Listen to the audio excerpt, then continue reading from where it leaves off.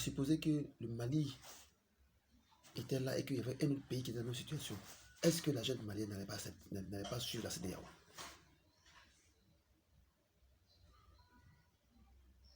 Donc, ce que tu ne veux pas faire, ce que tu ne veux pas dire de tes responsables politiques, ne le dis pas à notre président.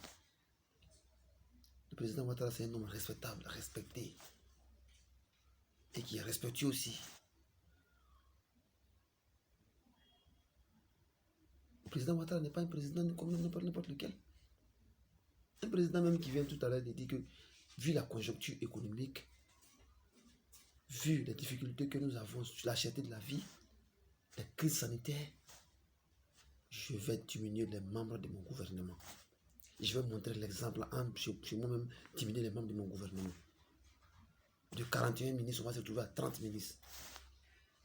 C'est un président à saluer. Les décisions que le président Ouattara prend n'arrangent que l'Afrique. Et c'est quand il s'agissait de défendre le cacao, de défendre le coton, puisque les Blancs même nous ont dit, les présidents nous ont dit que nous sommes les grands, c'est nous qui facilitons, comment il veut dire, la désertification par les cultures de rente. Le président Ouattara a dit son avis. Et tout le monde a vu ça sur les antennes de RFI ou bien France 24. On l'a suivi. Donc le président Ouattara n'est un président que pour aider la population africaine, ouest-africaine en particulier. Et nous les Ivoiriens, nous sommes ravis. Tout ce que le président fait comme réalisation, vous savez, nous le savons. Vous voyez, nous le voyons. Nous sommes en train de faire un tunnel à Oumou. Ça a salué. L'autoroute qui va quitter Abidjan jusqu'au Mali. Abidjan, Lagos. Abidjan, Togo. Abidjan, Bénin. Abidjan, Nigeria, Abuja. Plus de 1000 km pour rallier les capitales africaines. Ce président, il a salué, il a félicité. Ce président, il est à encourager. Les Maliens n'ont pas de leçons à donner aux Ivoiriens. Nous les respectons. Nous respectons les Maliens. Nous respectons aussi vos engagements. Nous aussi, nous avons nos engagements. Et chez moi, à mon humble niveau, je ne peux jamais accepter qu'on vilipende mon président. Je ne peux jamais accepter qu'on vilipende une autorité de mon pays. L'autorité peut prendre une décision qui ne va pas dans mon sens. Mais j'ai ma manière de le décrire. Et on ne peut pas tout faire aussi à la fois. Il faut qu'on le sache. La Côte d'Ivoire, c'est la Côte d'Ivoire. Tout ce que le président Ouattara fait, la Côte d'Ivoire qui gagne. L'Afrique qui gagne. Un président comme ça qui est applaudi par tout le monde entier, qui est respecté. Je me rappelle une fois le président nigérien Mamadou Youssouf d'alors disait que le simple nom du président Ouattara permet d'ouvrir des portes, des institutions financières. Quand tu dois prendre du crédit ou une dette, on t'accepte parce que le président Ouattara te parraine.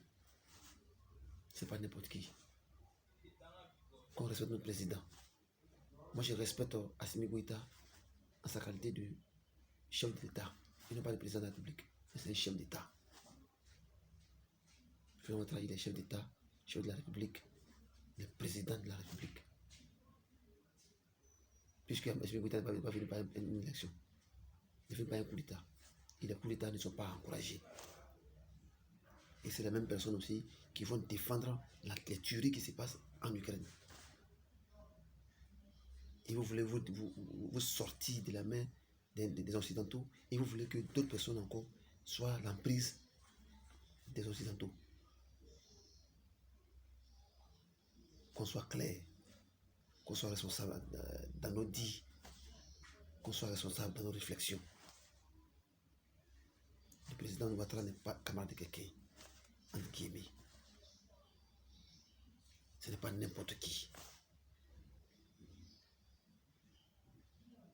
Le président, il avait tout. Mais c'est pour le bien de la population qu'il est là. Alors, qu'on nous respecte. Que nos Maliens de nous respecter. Nous aussi, à notre tour, on va les respecter. Le Mali et la Côte d'Ivoire, le Mali et le Burkina, le Mali et la Guinée, nous sommes des frères.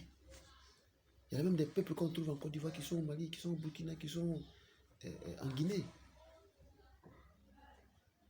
La Côte d'Ivoire, c'est un peu de tout. Le Mali, c'est un peu de tout. Comme le président Alpha Konaré l'a dit en 2001, à l'occasion de la clôture du forum de la Constitution nationale en 2001, il a dit que le Mali, c'est un peu de la Côte d'Ivoire, un peu de la Guinée, un peu de nos voisins. Donc, aucun pays ne peut vivre en autarcie. Nous sommes des partenaires. Et ce qu'on met ensemble comme, comment dire, des décisions communes et qu'on aille jusqu'au bout. Et qu'on ne dise pas que, comme aujourd'hui ça m'arrange, je fais tel. Demain ça ne m'arrange pas, je t'écris. Non. Soyons responsables, raisonnables.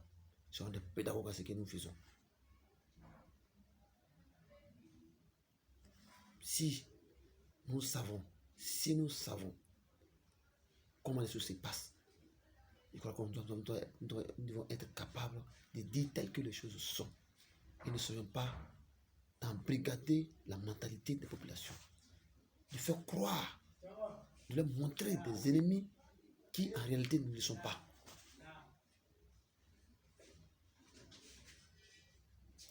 Notre ennemi commun, c'est la pauvreté. Notre ennemi commun, c'est la souffrance, la maladie. Le président Ouattara n'a pas intérêt à faire souffrir le peuple de quel peuple, le pays que ce soit. Au contraire, il a intérêt à ce que la population vive à l'aise, tranquille. C'est ce qu'il fait. Donc, les sanctions de la CEDEAO ne sont pas des sanctions pour couper le souffle au peuple malien. C'est pour vous dire, faisons attention au Mali. Et tout ce que le président prend comme décision dans la CEDEAO engage la CEDEAO. Ça n'engage pas le président Ouattara lui-même. Ça n'engage pas la Côte d'Ivoire. Ça engage le président, tous les présidents de la CEDEAO. Donc ça engage la CEDEAO.